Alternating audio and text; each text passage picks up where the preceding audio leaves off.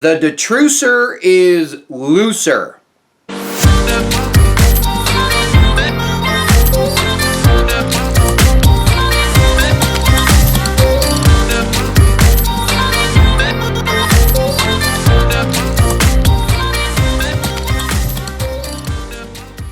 What in the world are you talking about? Thought I'd share a funny with the tribe.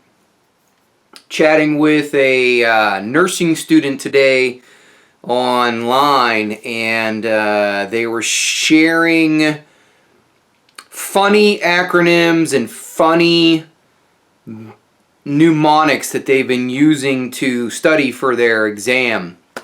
And I found one of their mnemonics side-splitting hilarious.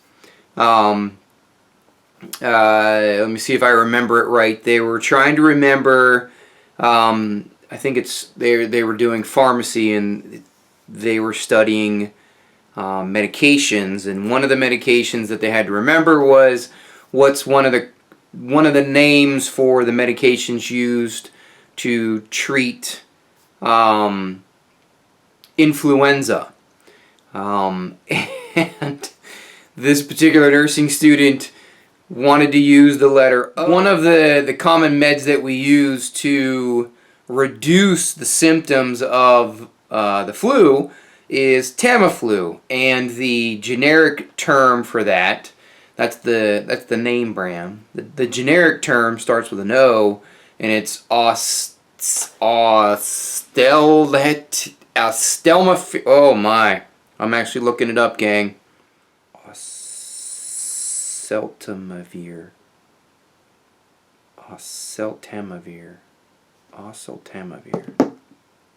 So the trade name is Tamiflu, but the generic term for that is oseltamivir, which is an OSEL, and I'm probably pronouncing that horribly. But the memory mnemonic that they chose was the medication used for treating to reduce the flu, or in general, what med do you use for when someone has the flu? And to remember what that med was, they used the letter O, and it was the memory mnemonic. Oh, yeah, you get it. Sorry, YouTube, not going to actually say it so that you can flag this freaking video, but you get it. Oh, shiz. Oh shiz, I have the flu. So I laughed hysterically at that, and I thought to myself, I wish I would have thought of that when I was in nursing school. So I shared with this particular student one of the memory mnemonic that first of all gave them props that was freaking awesome, but more specifically that humorous memory mnemonics stick with you. And case in point, I've been a nurse for 15 years, and I still remember a memory mnemonic that we used. We were studying the GU system, and I don't remember the exact nature of what we were studying, but it was the GU system, and we were talking about stress incontinence in women, in the older female population of patients, how they get stress incontinence due to the weakening of certain pelvic floor muscles. And we're trying to figure out how to remember which muscle it is that is affected. Because, of course, that has to be on a test, so we got to know that, right? And so the answer to the question is one of the muscles that's weakened, and I'm not saying it's the only one, I'm simply saying what I remember, is that the muscle that was weakened was called the detrusor muscle. So somebody came up with the cool mnemonic that the detrusor is looser. And it has stuck with me all these years. 15 years later, I'm still remembering that mnemonic. Don't ask me the last time I've ever had to use it at the bedside in my clinical practice, because of where I work in the ICU, but I don't know why, but I still remember that to this day. So if you're a nursing student at any level, utilize humorous memory mnemonics or memory acronyms that are funny to you.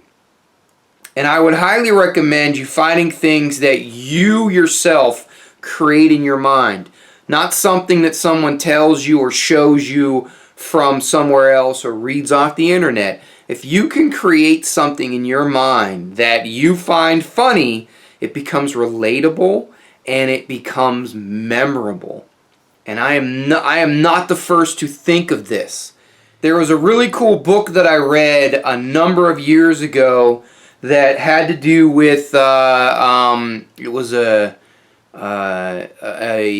like a biography of a journalist who followed around the memory champion, and there's an actual like memory Olympics. I'm not making this stuff up. Y'all can Google this.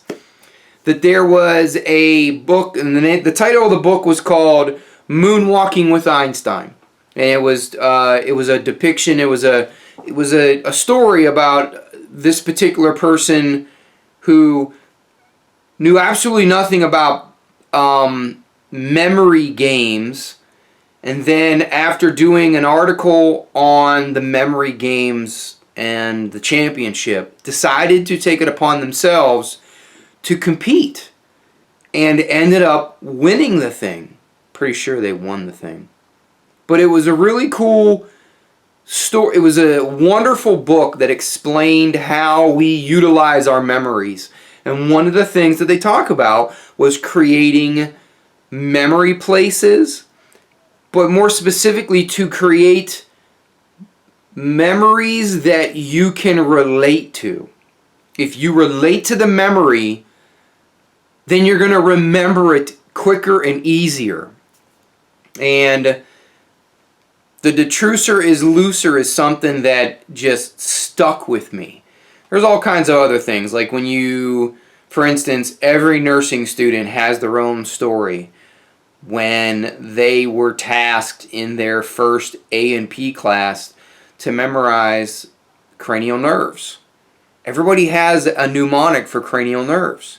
And everybody has the popular mnemonics. I created my own mnemonic. It was a little corny, and I don't think it was dirty.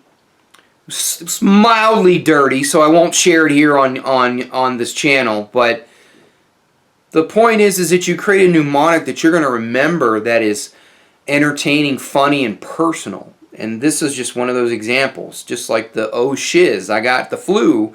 You're going to remember that. So, tip of the day, create a memory mnemonic that's funny and personal. That's how you're going to remember this stuff. Because there's a lot of stuff you got to learn.